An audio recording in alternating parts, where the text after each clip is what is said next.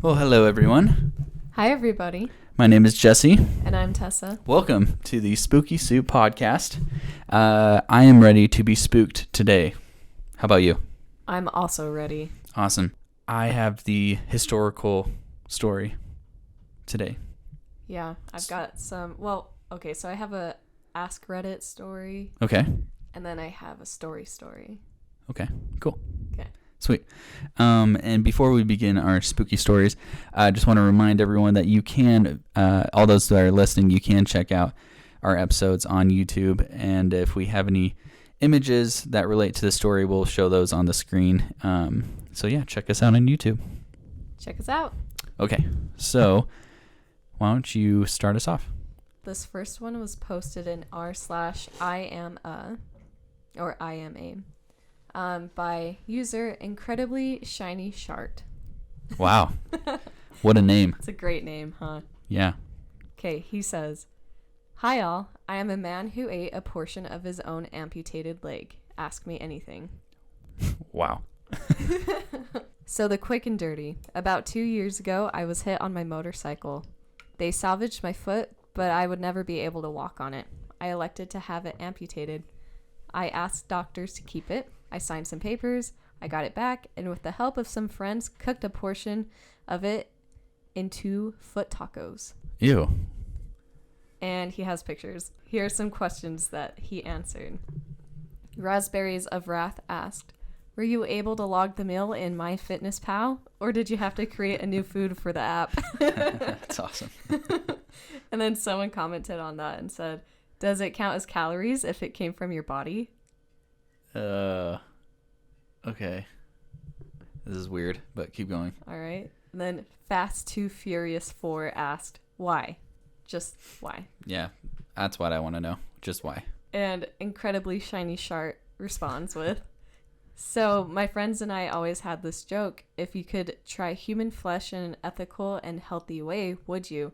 And we always said, of course. Well, the opportunity came up and I called them out on it."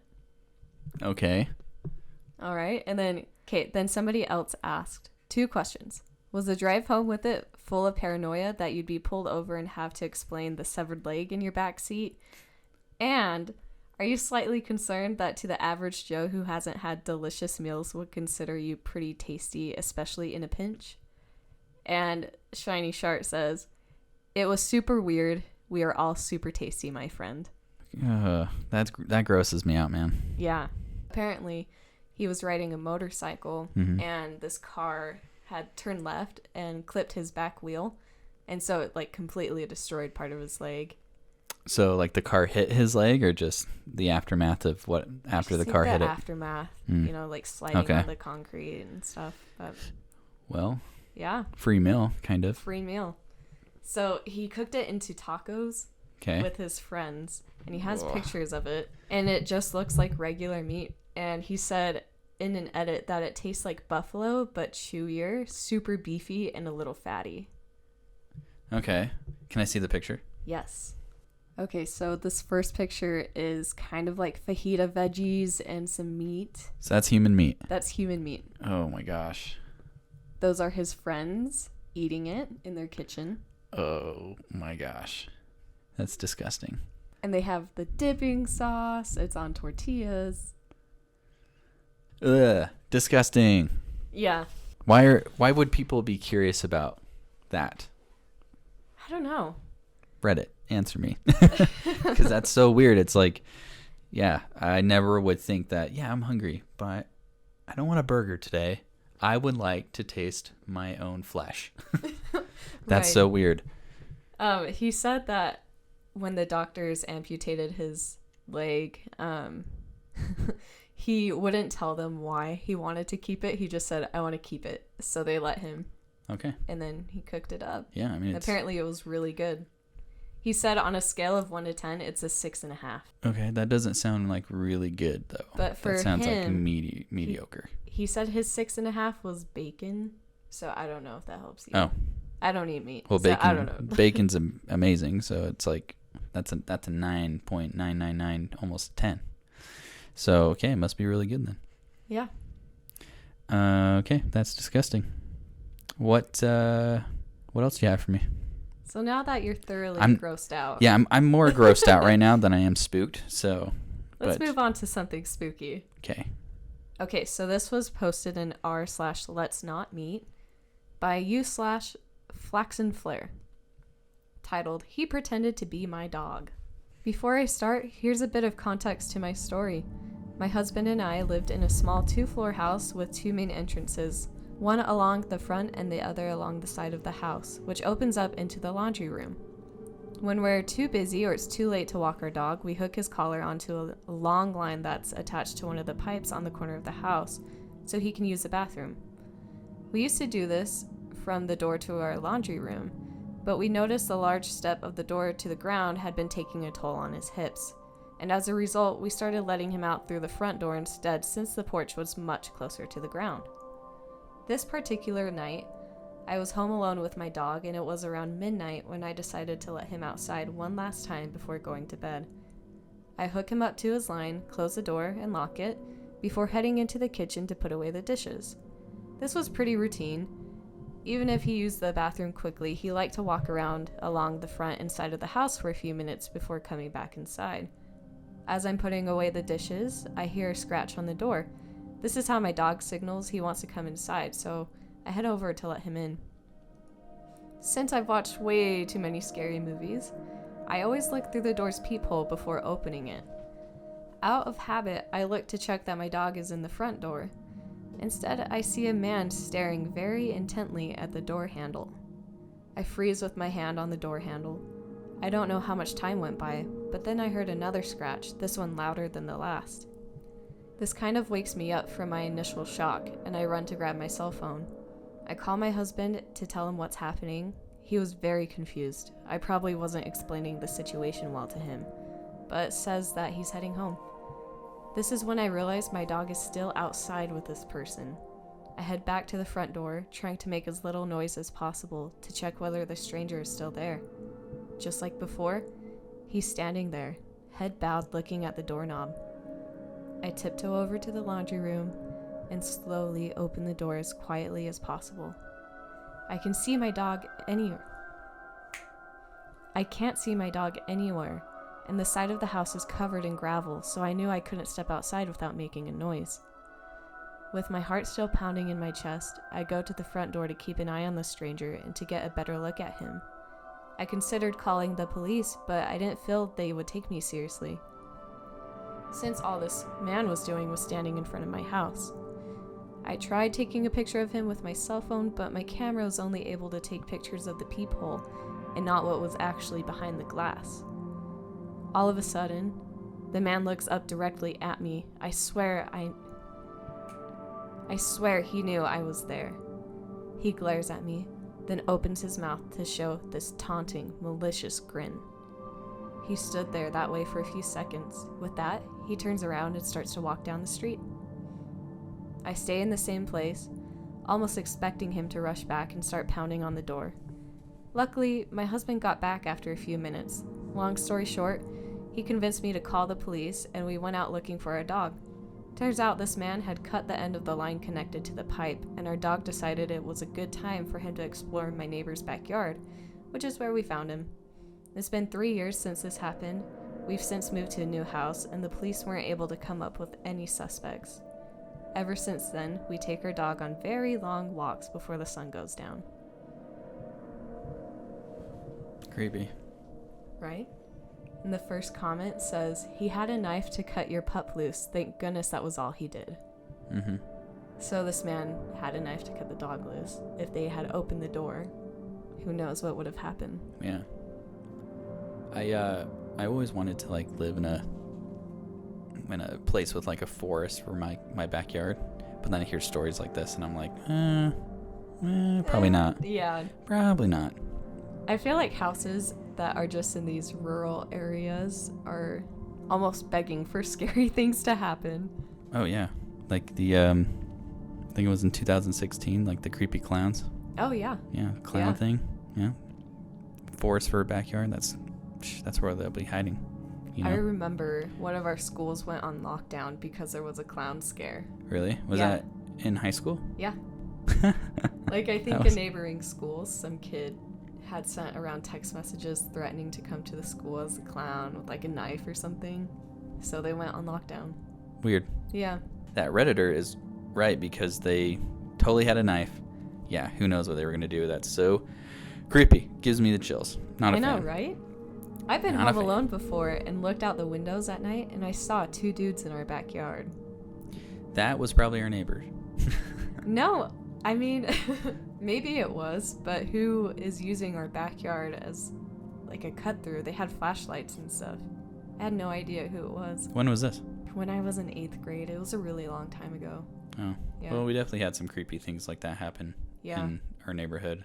Definitely at our house, so. Yeah. Not surprised. Are those your Reddit stories for today, or do you have more? Yep, that's my Reddit stories. Okay. That's a good spooky story to have, because what I have today isn't as, it's not spooky, but it's interesting, but in like kind of a twisted, spooky way. Have you ever heard the term "Saved by the Bell"? I used to watch that show. Like, exactly. It's all the time over the summer. Exactly. Yeah. It's an old 80s TV show. It actually came out in 1989, so some people classify it as a 90s show. But according to gingersoftware.com, the term "saved by the bell" is used when one has been saved by the timely intervention of something or someone, or when one has been rescued from difficulty at the last second. So, makes sense. Yeah. Yeah. Cool. Sounds innocent enough, right? Well, it has a darker meaning behind it. Wonderful. Modern medicine is amazing and can easily detect when someone has been diagnosed with a disease called catalepsy. It is a medical condition where a person's body goes into a sort of trance where the muscles don't move and the person cannot feel any pain. So to better picture it, a dead person, pretty much. So you're alive, but you can't move, you can't speak, you can't even like close your eyelids sometimes. Like, you just look like you're dead. But you're conscious. I'm not 100% sure if you're conscious like the whole time that you're in one of these episodes, because they say that they can take up to like 3-4 days to snap out of it. Wow. Or it doesn't stop. So it just really depends. Yeah. Yeah. I'm not a scientist or a doctor, so please don't quote me on any of this. But in the past, this led people to being buried alive. Yeah. Okay. The poor soul could do nothing but let it happen. Grave robbers would find scratches on the inside of caskets, people desperately clawing their way out. Bloody fingers as flesh and fingernails were ripped off in desperation. The thought of being trapped with no one to hear me sends a cold shiver down my spine. Yeah, I'm not okay with that. That's like burning alive. Mm-hmm. Couldn't do that. Mm-hmm. Drowning. Yep. No way. Buried alive? I'm out of there. Yep. I can't. Yep. Over time, there were creative measures put in place to make sure people suffering from catalepsy would hopefully wake up. Waiting mortuaries were created. So that's the term they use, waiting mortuaries. So these provided a place for the catatonic person to be observed by nurses. If the person woke up, fantastic. Wine, cigars, and food were waiting. If they did not wake up, the nurses would know due to the corpse deteriorating. This confirmed the person would be dead. Yeah, I think that's a pretty good sign. Yeah. So, yeah. Right. But, so essentially it's like, it's just like a waiting room to see if they're just going to wake up or not. So. I mean, waking up to wine, cigars, and food doesn't sound that bad. No. Doctors would try and test to see if the person could wake up by cutting off parts of the fingers or parts of the hand. Oh, no. If this person, for example, like didn't have any prior health issues and then all of a sudden they just, died, in quotes, then they would probably think like, oh, they're in a catatonic state, suffering from catalepsy. So they would try all these tests, and one of them was cutting off fingers, parts of fingers. But if they couldn't move, how is that a good test? So they didn't know that yet.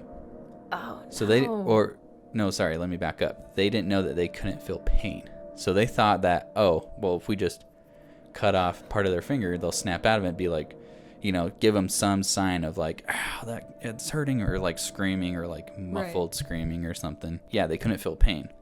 And another way they would do it is they would send smoke up their rectum to create a sort of smoke enema.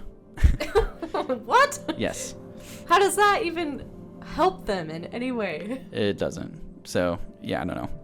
Weirdos. Once again, they can't feel pain, but they didn't know that. They didn't know that yet. So, but now you do. Another measure was a glass coffin. So if the coffin filled with fog, they would know the person was breathing and they could open it. Yeah. But then they're underground. So then they would have to keep them up, above ground, kind of, once again, observe them for a few days, see if the glass would fill with fog. Right. Back to what I mentioned earlier, how this correlates with Saved by the Bell. Imagine a bell placed on a headstone. A string attached to the bell, but you see the string disappear into the ground below. If a catatonic person were to wake up in their casket, all they had to do was pull on the string that laid next to him. The bell would ring, and hopefully someone would hear the chime ring throughout the cemetery. So that's. I don't like that. So here's a rough sketch of the design. Okay. So you can see. Oh, okay. So yeah. Yep. Pretty much just pull the string, and hopefully someone will hear you.